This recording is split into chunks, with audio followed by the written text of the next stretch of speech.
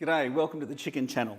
Now we got around the table and discussed what recipes to do, and we thought we'd do a poached chicken breast. Not only is the actual chicken breast poached, but the actual recipe's poached, right? I've stolen it from Abla, a doyenne of Lebanese cooking in Melbourne. She's absolutely brilliant. You must go to her restaurant. It's in Elgin Street, wonderful Lebanese cooking. So this has been inspired by her. Abla, don't sue, okay? It's a wonderful recipe. The chicken breast we're poaching, right, we've got a double breast, and this double breast is on the bone with the skin on.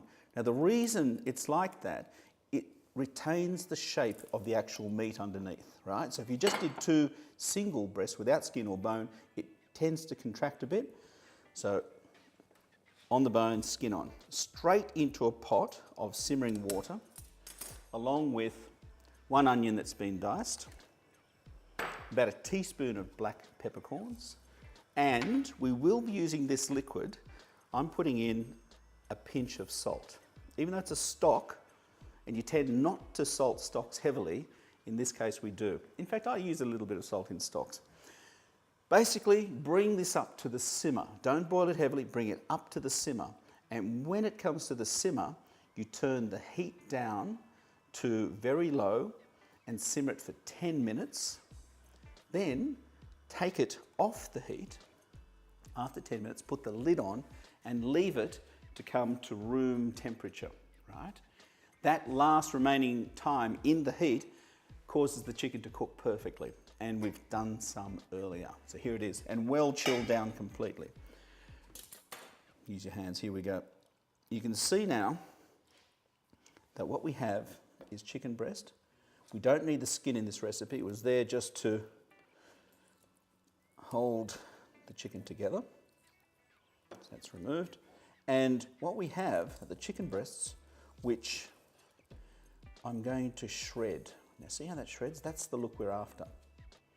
Right? That wonderful shredding thing. So I'll bring it across here to this plate because I'll make a pile of it. Just shred it nice and thinly. Now how you shred it is rather important, because if it's too thick, it won't suit the recipe at the end. You'll see.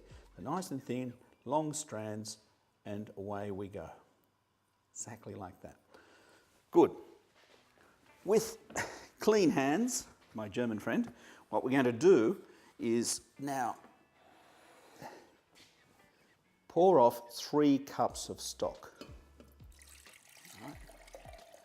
So we need this, and always spill some on the bench. Very important, because nothing cleans a bench like chicken stock. There we go, 3 cups.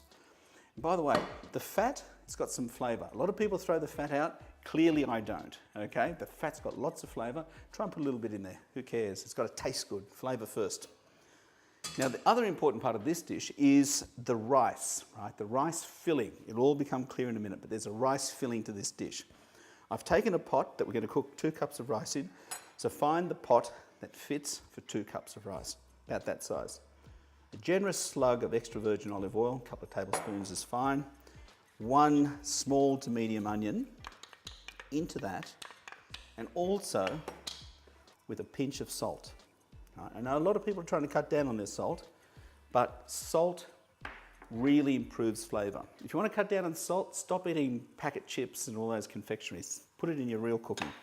Now what we're going to do here is gently cook this onion in the pot, in the olive oil, until the onions become translucent. It takes about a minute or 2. Next step, take 500 grams of lamb mince and drop it straight in on top of the onions and break that up. Keep cooking that until it just becomes completely cooked through. You see the colour change there. Next step, 2 cups of white rice, small grain white rice. Stir that all the way through until the rice is coated with the oil and the lamb is evenly distributed. Add to that 1.5 teaspoons of powdered cinnamon, 2 tablespoons of currants and a pinch of black pepper. Stir that through, and finally our 3 cups of stock, which we reserved. Bring that back into the pot, bring it up to temperature, get it to the simmer, and then turn that right down to very, very low. Lid on, 12 minutes, that's ready. just waiting for that to come up to temperature. Got to make the point, I can really smell that cinnamon. That cinnamon is freshly ground, okay? Which basically means it's going to give its character to the dish. 1.5 teaspoons. Now, if your cinnamon's not good, it's the only spice in here and the whole dish won't work. So make sure you've got good quality spices. Now, it's just come to the boil. You can see that. So now's when we put the lid on and turn the temperature right down. 12, 14 minutes, that should be perfectly cooked. We have all of our elements just about together, but have a look at this. What I've done is I've lined a presentation bowl with some plastic, okay? And you can see what I've done. I've already started putting our chicken shreds in against the plastic. So that's easy to turn out. You can guess what I'm up to, can't you? We're making some sort of a mold and in with the chicken, which is lining the outside. Nice and moist. I tell you, that's the best way to poach chicken breast because you let the residual heat in the water transfer across. See, high temperature causes the chicken flesh to really tighten. Lower temperature just cooks without being tight. So that's an important thing to consider. Now, obviously try and line it up so it follows the lines of the bowl. Just looks better with the presentation. And I did this one earlier. It's not quite as good as this one. You know, this one's far more skill. So take your time, try and match them. And there we go. Final one done. Ready for our rice. Now the rice is cooked. Always with rice, good idea to switch off the heat and leave it for about 10 minutes to let the final absorption happen. And I like to tip it out into something a little bit more spacious because otherwise working in this tight pot, you can crush all the grains. We don't want that. Taste the rice and then season it, right? So I've tasted a little bit earlier, cheated, and I need a bit more salt there and a little bit of pepper. Always taste, good thing to do. By the way, there's enough rice there for Africa, right? We've got more than enough, but if you try and cook a small quantity, it doesn't work. So that is great on its own. Heat that up, have it with a salad, a bit of yogurt, brilliant. But in this dish, let's start filling. Take spoonfuls and gently pack it in. Now you have to fill all the crevices, but don't squash the rice too much. So in we go. I have to tell you, this combination of lamb and rice and chicken with the cinnamon is absolutely brilliant. Abla, you're a genius. Good, that's it. When we did the mould, we left enough plastic so that we could then come across and press it in. Again, the reason I'm showing you this particular dish is because I'm impressed with Abla. Fabulous person, tremendous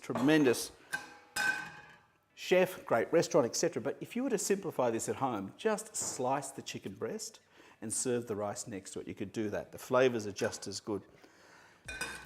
One great little presentation, a little knob of butter, 20 to 30 grams on some heat. And what we have here, some flaked almonds, right?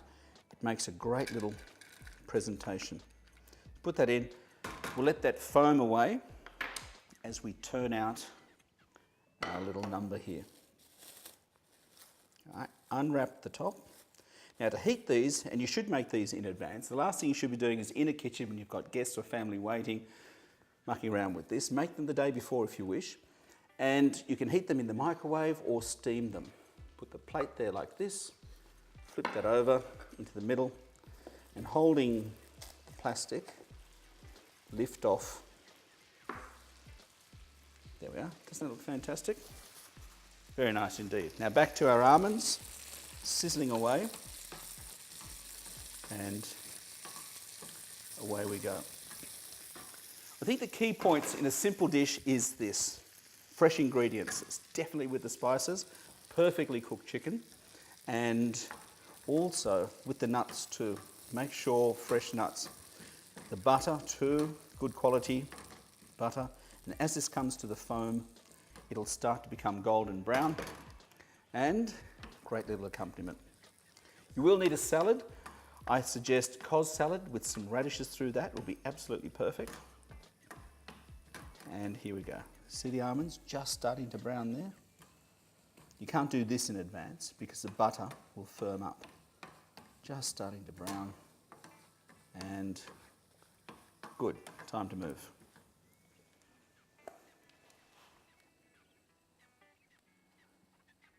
Look at that.